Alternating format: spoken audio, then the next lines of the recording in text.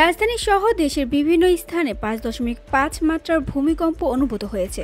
শুক্রবার সকাল 10টা 38 মিনিটের দিকে এই ভূকম্পন অনুভূত হয়। ভূমিকম্পটি কয়েক সেকেন্ড স্থায়ী ছিল। মার্কিন ভূতাত্ত্বিক জরিপ সংস্থা বলছে, রিক্টার স্কেলে ভূমিকম্পটির তীব্রতা ছিল 5.5। ভূমিকম্পের কেন্দ্রস্থল নরসিংদী।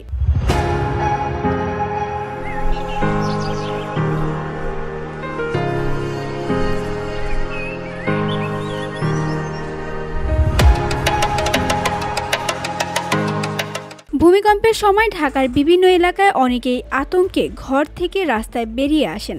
তাৎক্ষণিকভাবে কোনো ক্ষয়ক্ষতির পরিমাণ ও হতাহত সম্পর্কে কোনো তথ্য পাওয়া যায়নি। পার্শ্ববর্তী দেশ ভারতেও এই ভূকম্প অনুভূত হয়। ভারতীয় গণমাধ্যম এনডিটিভির খবরে বলা হয়, ভারতের পশ্চিমবঙ্গের কলকাতা সহ আশেপাশের এলাকায় ভূমিকম্প অনুভূত হয়। এদিকে পাকিস্তানেও ভূমিকম্প আঘাত হেনেছে। দেশটির সংবাদ মাধ্যম এনডিটিভি জাতীয় ভূকম্পন কেন্দ্রের তথ্য অনুযায়ী জানিয়েছে, শুক্রবার ভোরে দেশটিতে ভূমিকম্প হয়েছে। ভূমিকম্পের কেন্দ্রস্থল ছিল 135 কিলোমিটার গভীরে। VOD Bangla news desk.